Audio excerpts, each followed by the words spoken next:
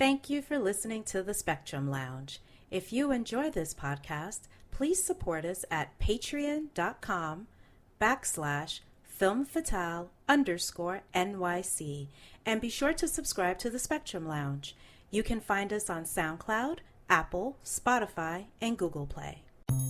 Welcome to the Spectrum Lounge podcast, where we discuss creatives of color disrupting the game in TV, film, and pop culture. I am your host, Rebecca Theodore-Vachon, and on this episode, we speak with actress Lesley-Ann Brandt, who plays Mazikeen of the hit Netflix series Lucifer. Take a listen. Welcome, Lesley-Ann Brandt, to the Spectrum Lounge. I'm so happy you're here. Thank you. I'm so happy to be here. Let me tell you, girl, I have been a fan of yours because I was a huge fan of Spartacus.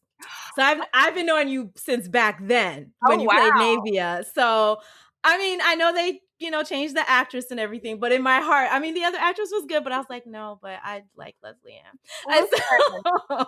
So when I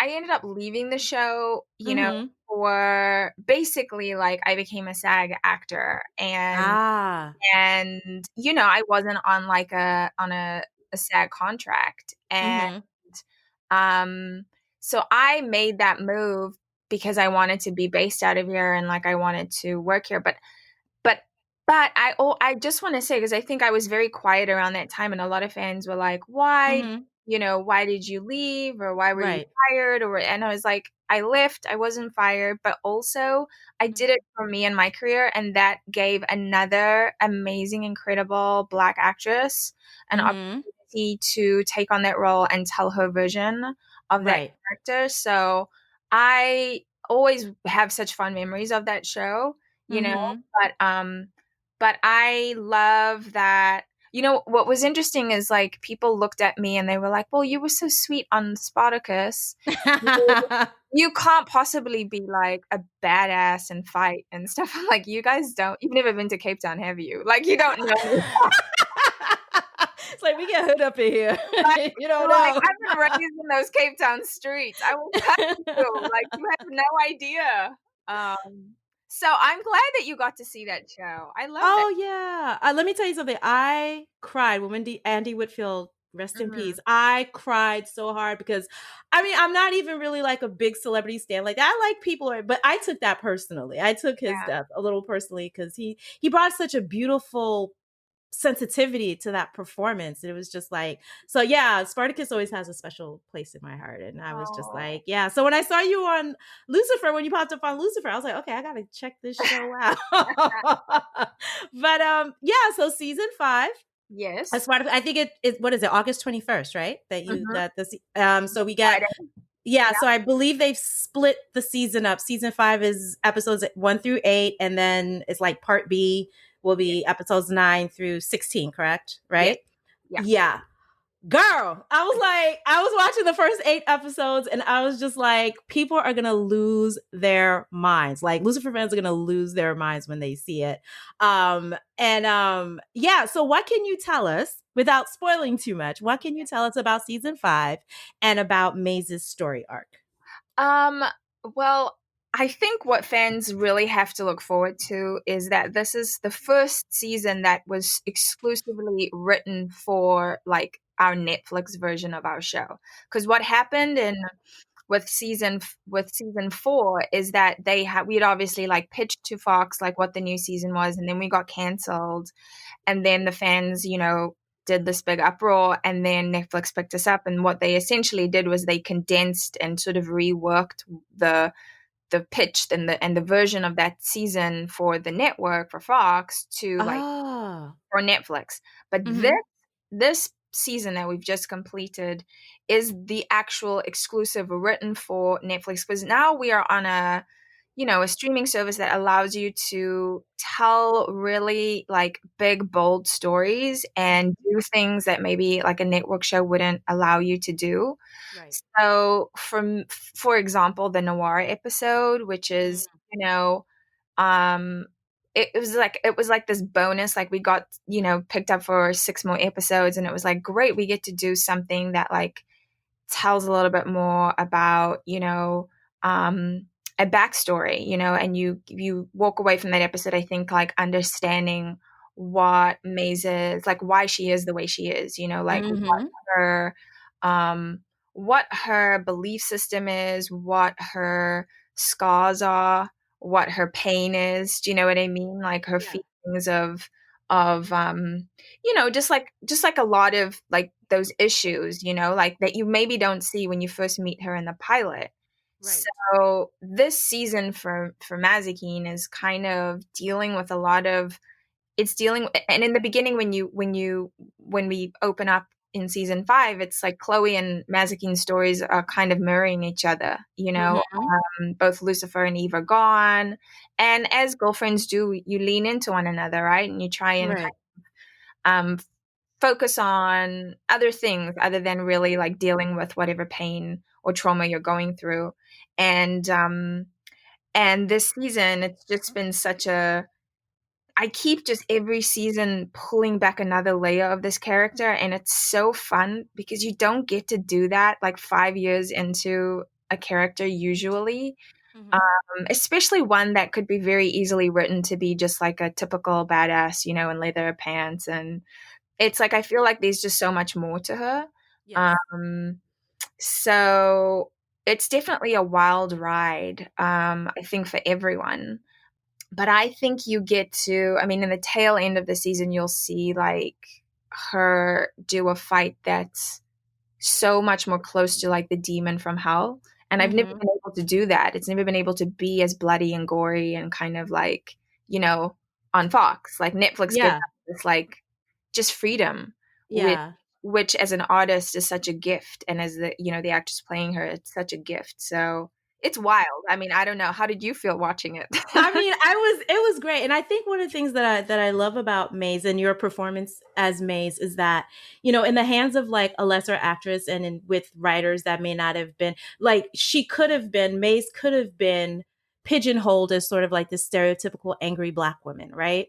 But what I love about Maze is that it's like you said, particularly in this season, there's so many layers to her that a lot of the anger is really just a wall, right? It's a protection Absolutely. because there's so much pain and so much trauma. Because I was talking to DB earlier, and you know, I was telling him that I think one of the things that makes Lucifer so relatable, even though it has like this very supernatural premise, is this recurring theme of traumatic relationships between their parents and child, right? So Lucifer has, you know, his dysfunctional relationship with his father. Amenadiel also has the same one, and then we see with Mazikeen, it's sort of like two-sided because she has like this very complicated relationship with Lucifer. And in this season, we kind of get the backstory of Mazikeen's mother, right? Not giving too much away, but like when you first walked into doing this character, were there any concerns like that, like where you would talk to the writers where you're like, I want to make sure that this character is grounded in humanity and that she's not going to just be like this very flat, like you said, like badass action hero? I think I do credit the writers. I think the beginnings of that really came in like that first season, My Little Monkey, with Jane Cow wrote that episode where she comes out to Linda. You know, Mm-hmm. it was just like this very beautiful. It resonated with a lot of like people in the gay community because it's like everyone's had that coming out story, you know, where it's like I'm a demon, you're a human. What's changed? Like we're still friends. Mm-hmm. I'm still the same person that you've got to know. I just Right. happen to be from hell, you know. Um, and I did go in. I mean, I'd obviously read a lot of as much as I could because those graphic novels are pretty thick. The comic books, and what I loved about was that even in the comic books, you know, she was very progressively written for the time at which those comic books came out. Mm. So that was something I was always pushing for. And to the writer's credit, they really did try and give her layers, like introducing her to a character like Trixie, you know, like we Mm-hmm. didn't know that that relationship would be so widely like celebrated by the fans. Yeah. But it makes sense because Trixie and her are very similar in that they're childlike. They have no filter. They say what they Mm. feel it. Do you know what I mean? Um, Yeah. and I think it's why they get on so well. Um, and I really, really, really like. I understand Mazikeen and Maze so much. I understand Mazikeen and I understand Maze. You know, I feel like Mazikeen's the like demon, the OG, and and Maze is the version of her that's evolved and discovered her humanity and these amazing relationships with human beings. But I really wanted to exactly what you said. I didn't want her just to be angry and badass and tough because I'm very much like that. I have a very protective shell. Breaking through my walls is quite hard. I sometimes don't often let people in to where they really find the like the gushy mushy that exists within me. But that comes with protection. That comes with there's a reason for that, and maybe it's because of where I grew up or how I grew up or relationships I've had in my life, but I am very protective of that, and then also very protective of the people that I love. And so, no, I didn't want to be written like an angry Black woman who just, walked around beating people up. I wanted her to have layers and to have vulnerability, as we all do. And for her to be able to express that in whatever way she knew how to. And at times it required her being violent, and at times it required her being emotional, and at times it required her falling on her face and learning a lesson, um, or saying I'm sorry, or telling people like to hell with you, I'm out, like you don't deserve me, like it's all of those things, right? So it's a joy to keep discovering new sides of her as the show continues season to season. Right. So we got to talk about episode 4, which is the noir episode. Number one, I was I was elated to find out that the episode was written by Ayanna White, who's a Black woman. And then also, I believe that it was directed by a woman of color. I'm not remembering her name right now. Or it was a person of color, of Asian descent, I believe. Yeah. Yes, Viet. I can't pronounce his last name. I'm so sorry, Mhm. Viet. I love you. That's okay. And he was great because his eye, Viet's eye, like just the composition. I mean, he Mhm. literally had watched basically like old noir films and was like mimicking shots and moves and to give it that feel.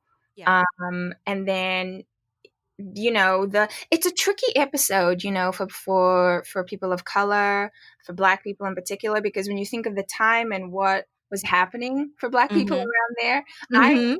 DB and I were also very conscious about what the representation was for Black people, Yes. because it's not like it was a grand old time during the Mm. 40s. Do you know what I mean? Right. Right.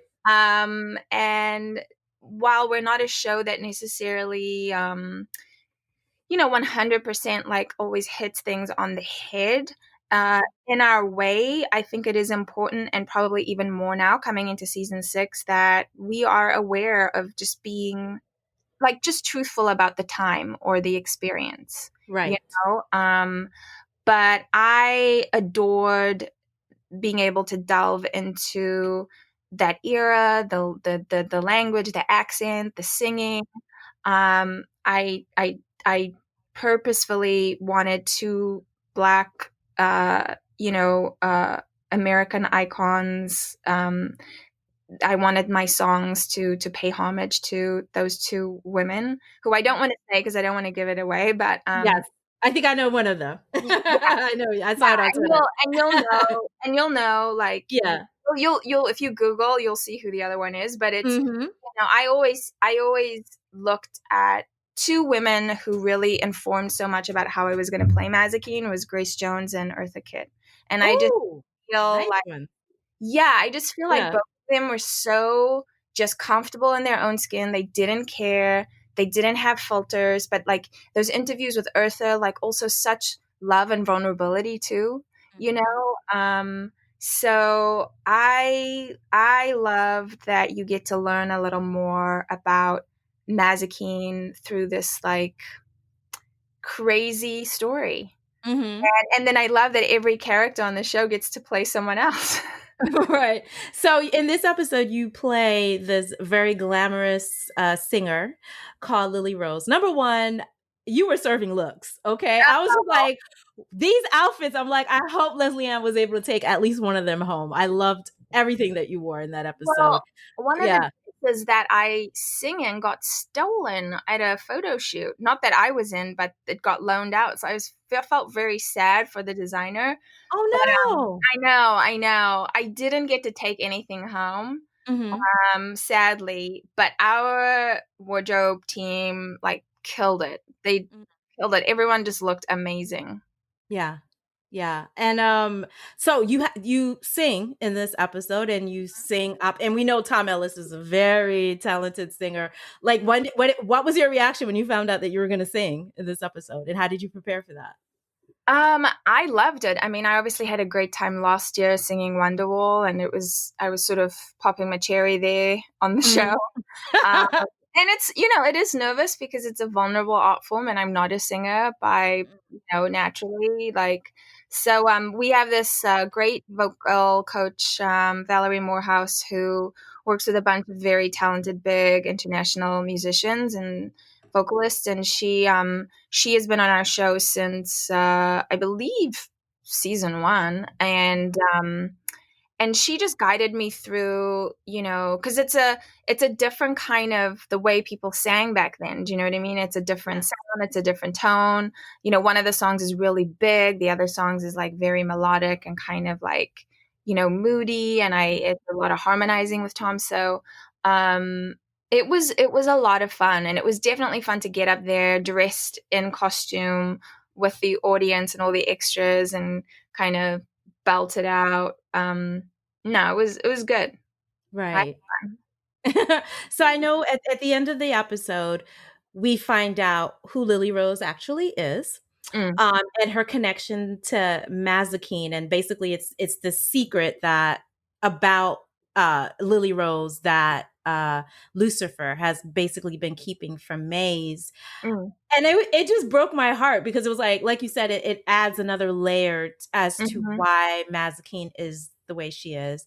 I was also happy when they cast the older version of this character. Yeah.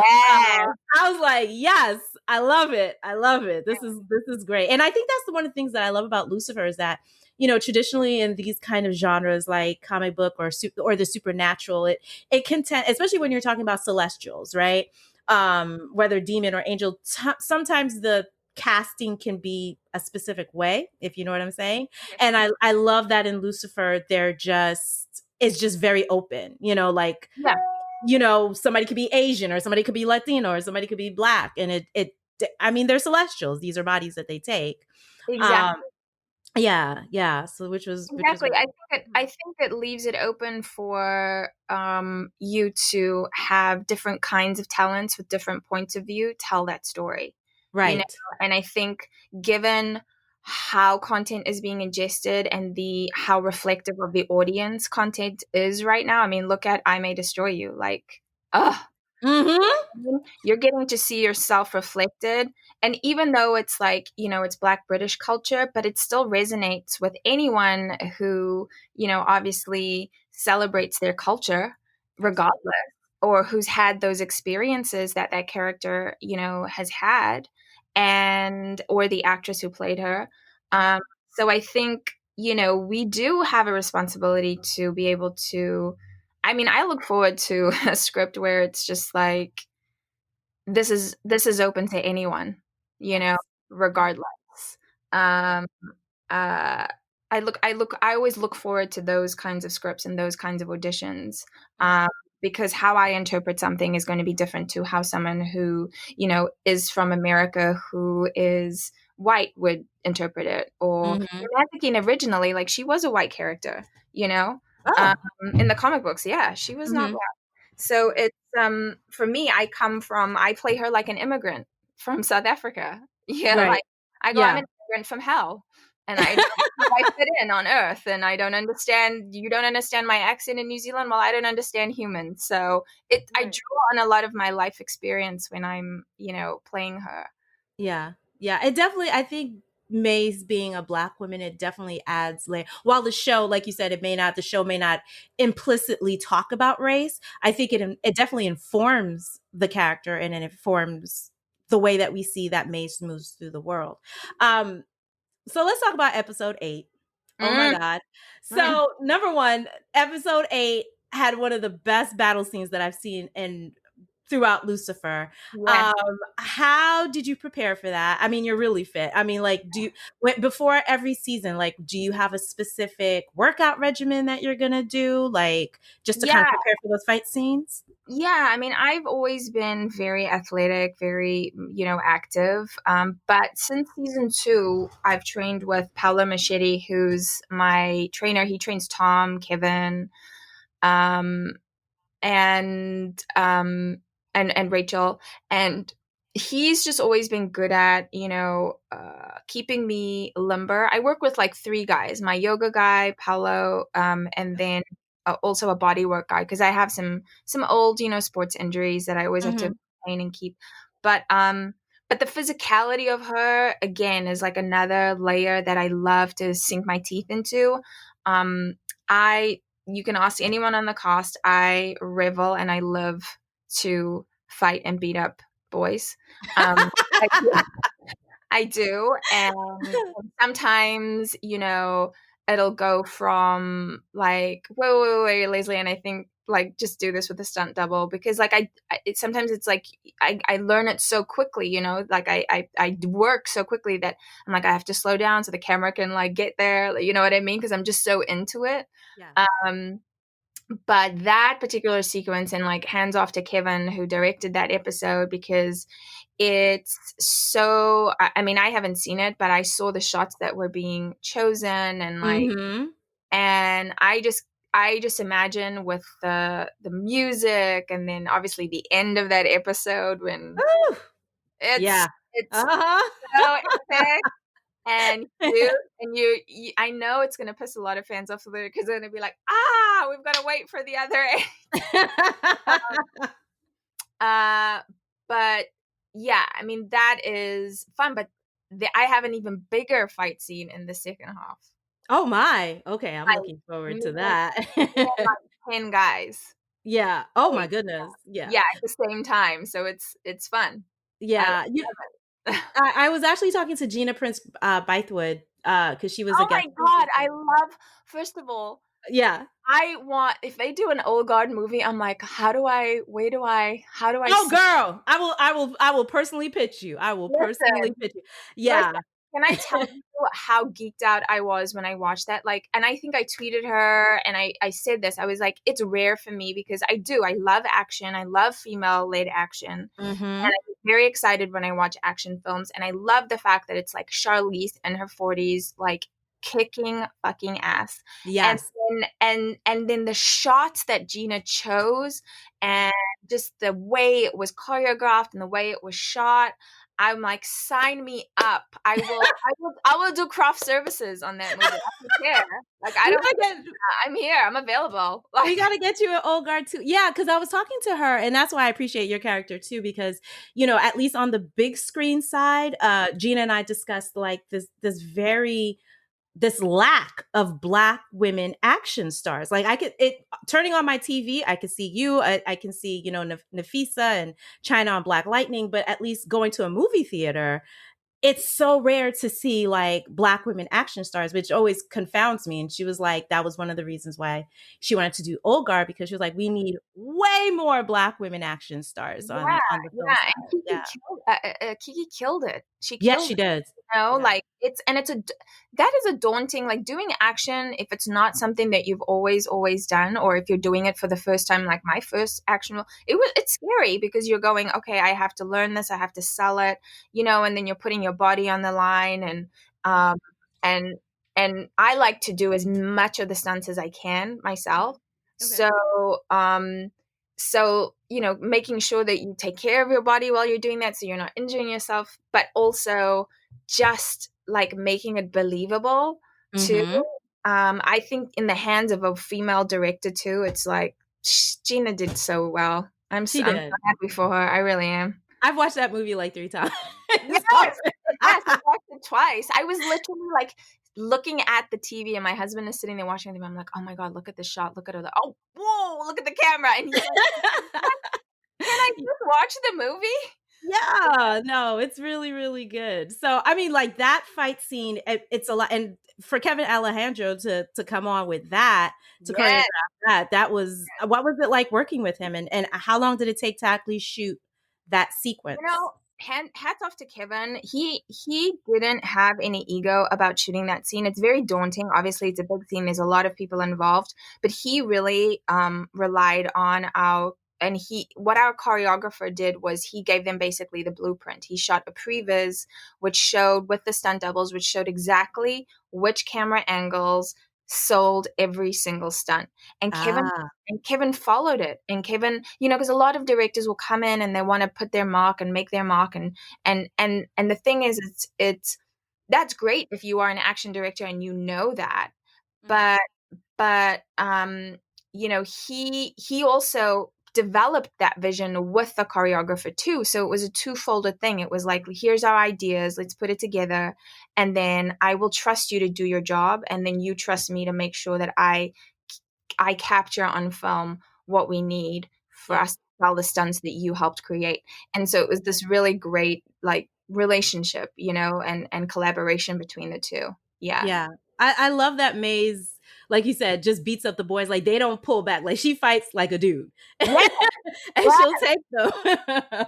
Yes, they always in the beginning they were like, "What are the three different styles of like Maze, Lucifer, and Amenadiel?" I was like, "Well, Amenadiel I always see as Neo. He's just like very upright and kind of like um, he's like an iron rod. Do you know what I Mhm. mean? Kind of. Mhm. Like, Lucifer is like this like David Bowie-esque character who's smoking a cigarette with a martini, but then he's like karate chopping you, Yeah. and like and Maze is just straight up like street. Like she's like, I'm gonna beat bottle, kick you in the nuts. Like what? Let's go. Let's go.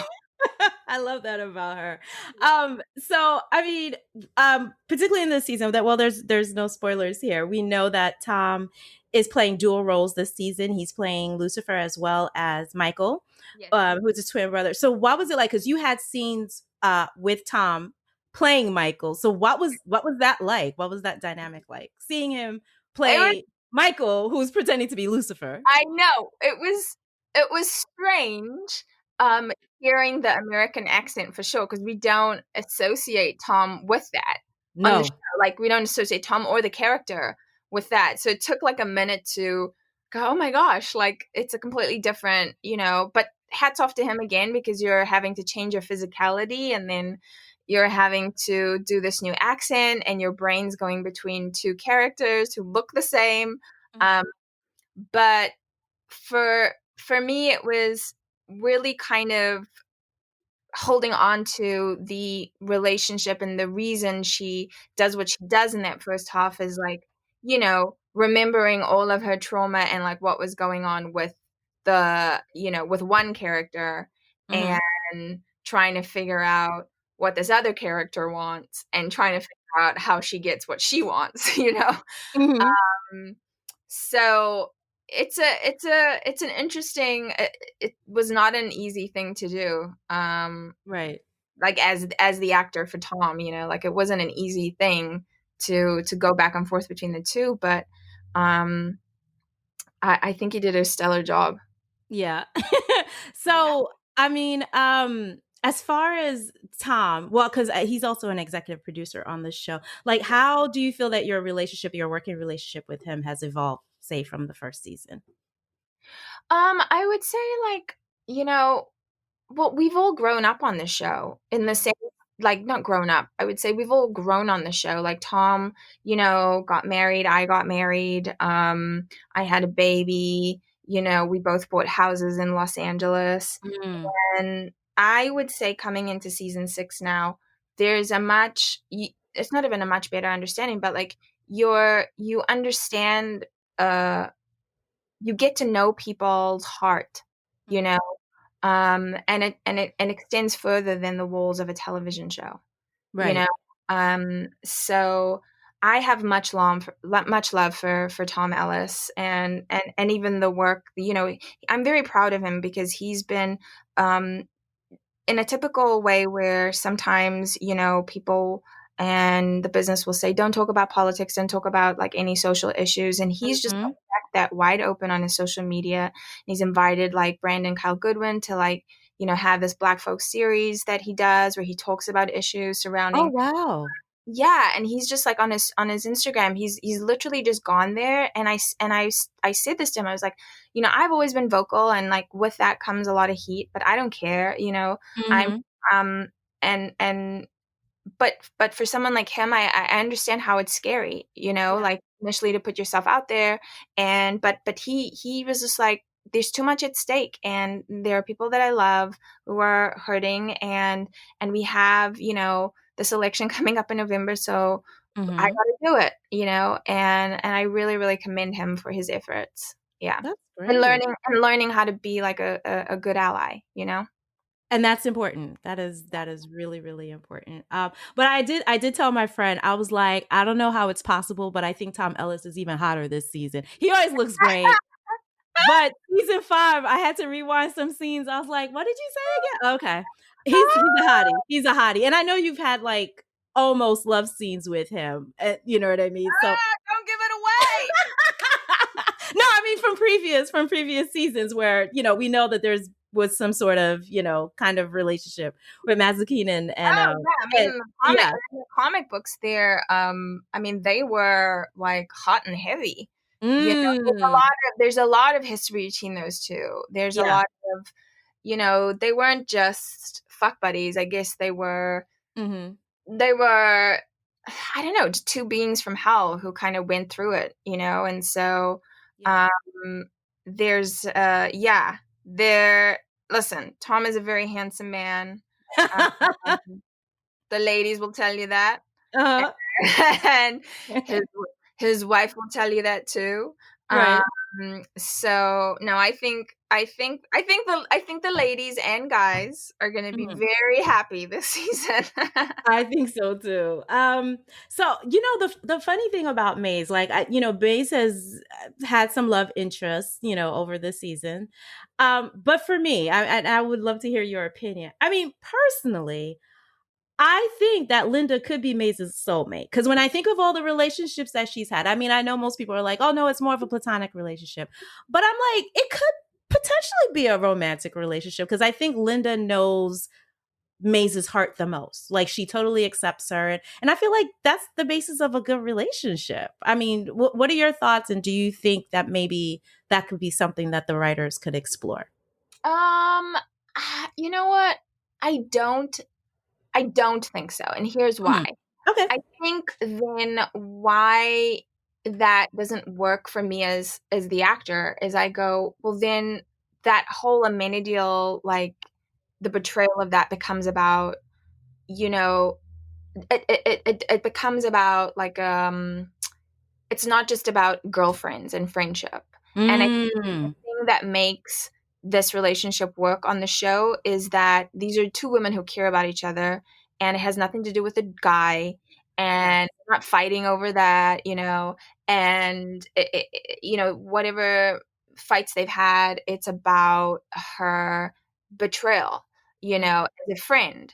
And I see that relationship more as someone that like she can lean into and who loves her, all parts of her, regardless. Because this is the thing about a character like Maze, and I think maybe, like especially me, it's like I'm very outspoken. I speak up, I speak loud, and I share a lot of qualities about Maze. I'm very protective of, people I love, just like her.